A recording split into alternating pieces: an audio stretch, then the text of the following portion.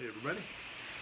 So we finished the workshops down in Utah.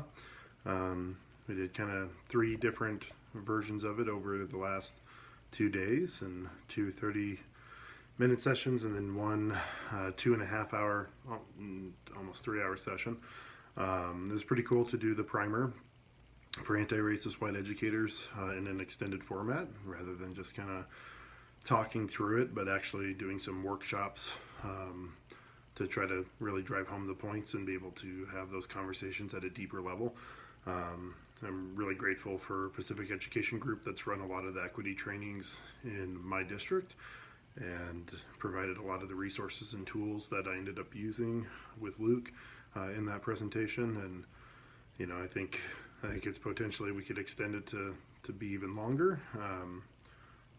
Maybe I don't know, maybe envision like a full day training, full day release training to go through all these different steps.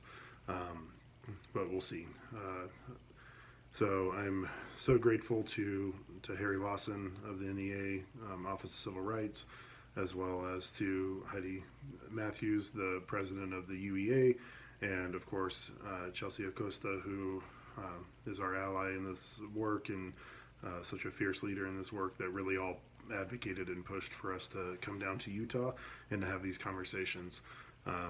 It was really powerful to see them working in their space, but also to come in and to try to lend a hand and in this work and be able to have conversations. The really unfortunate nature, I think, of our work is that both Luke and I, as white allies in this work that want to do it, like this type of training shouldn't necessarily have to come from us, come from white educators, but because of the dynamics of privilege and power that are in place, a lot of times we get heard when our colleagues of color don't.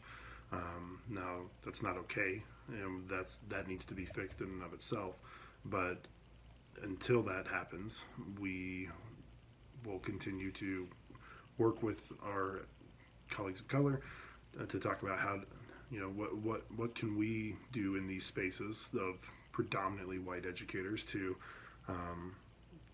push the work along and to help people in their understanding. And it's just the way it goes, right? You tend to listen to people that look more like you, that have what you perceive as a shared experience.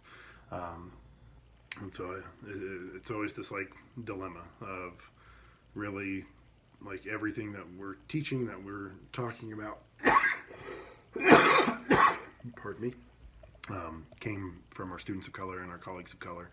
And really, I would rather have them be delivering it. But the way things are, we're happy to do that if that's what our colleagues of color want from us. So pretty successful 2 days, feeling pretty good about it. Really excited to go home and see my wife and kids and watch the Super Bowl with them. So thanks for tuning in. We had a lot of you, it was live streamed on Facebook yesterday, so if you are friends with me on there, check it out. It's long, like I said, it's like 2.5 hours, but some good stuff in there. So, all right, we'll see you when the school week starts on Monday.